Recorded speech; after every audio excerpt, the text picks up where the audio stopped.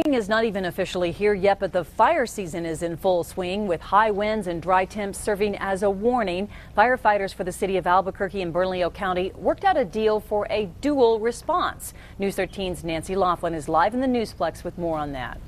Diane, Bernalillo County and the city have basically grown into each other. Now, both fire departments will be working a lot more closely together as well. Gorgeous homes, spectacular views. Just some of the reasons Emily Bird and her family moved to the East Mountains.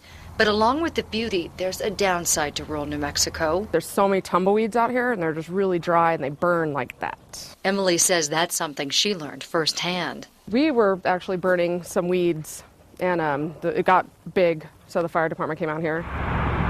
The county was able to handle it alone, but this week that could change. City and county firefighters are working out a deal where, if need be, they'll respond together, regardless of jurisdiction. You'll get better response times and a more consistent response from both agencies. Albuquerque Fire Chief Jim Breen says the city and county have grown into each other, basically creating a jurisdiction checkerboard, with the city in some spots and the county in others. White is the city, Yep. and then it's surrounded by county. Yep. And that can get tricky if there's a fire, especially in areas like Carnuel, Albuquerque Acres, the North Valley, and Southwest Heights.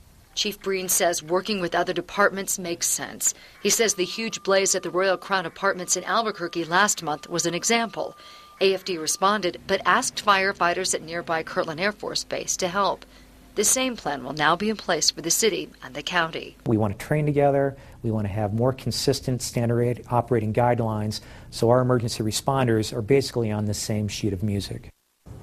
Chief Breen says there's always been a kind of informal agreement between the city and the county fire departments. Thursday, they will meet to come up with a comprehensive emergency response plan. Back to you all. Okay, Nancy, now the fire chief says if the current growth trend continues in the city and county, eventually voters would have to likely decide if they want to merge those two fire departments. We could use a